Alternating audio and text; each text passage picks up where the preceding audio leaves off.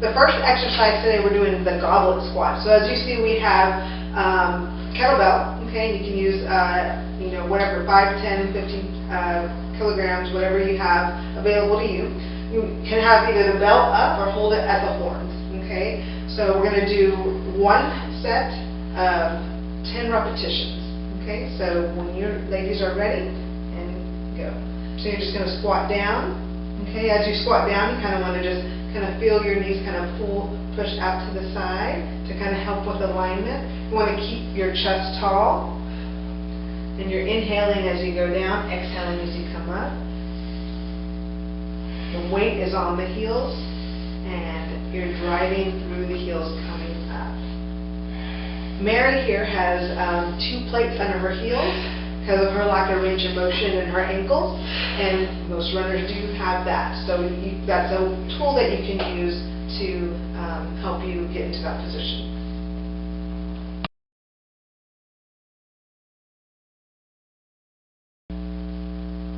Next exercise is the dead row. So you can use kettlebell or dumbbell. And with this, you're going to have your feet hip width apart. You're going to grab your weight. You want your palms facing your thighs. And you're going to go into a dead row position. And then you're going to do a row. And then coming back up to the starting position. We're doing 9 more reps for a total of 10 repetitions. So, good. You're inhaling, coming down, exhaling as you row. Good job. You want to make sure you keep that neck in line. You don't want to be looking up or to the side. And pressing and hinging at the hips, so like you're pressing your glutes back to a wall. Keeping those knees slightly bent.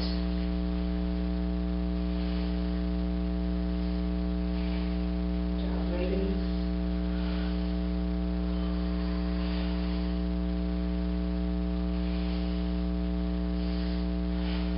Good job.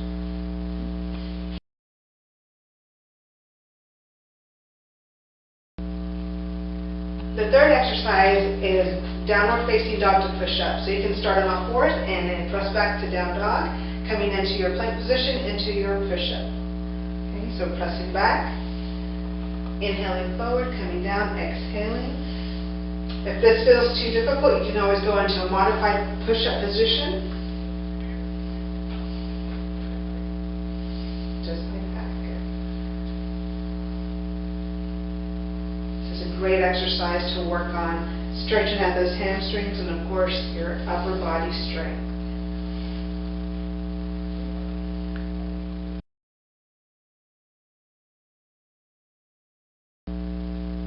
Exercise number 4 is going to be your kneeling single arm press.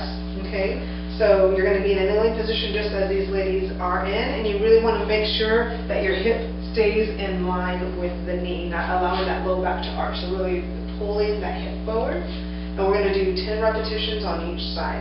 You're just going to press overhead. Good. And coming back to your start position.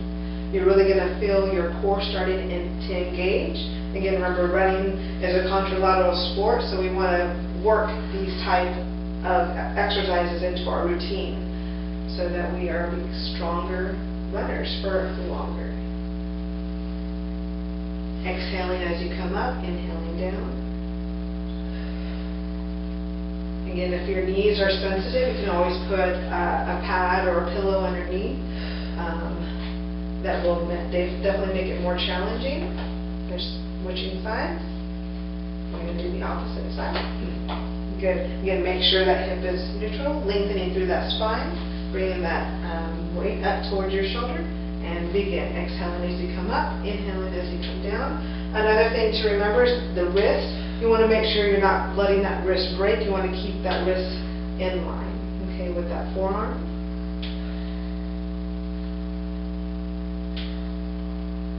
Good job, ladies.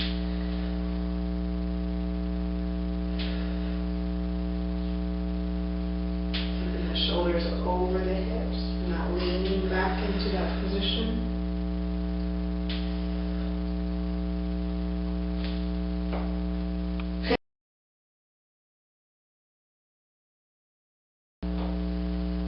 The the last exercise of this workout will be plank with a toe tap with the band. So you're going to go into your plank position. You're just going to place the band around the ankles, and you're going to alternate sides, just tapping that toe out side to side. Again, in the plank position, you want to make sure your shoulders, wrist, and elbow are lined up, fingers are spread out wide, and you're keeping your body nice and strong like a plank. Okay, not allowing your shoulders to collapse, not allowing the core to collapse or your low back to collapse.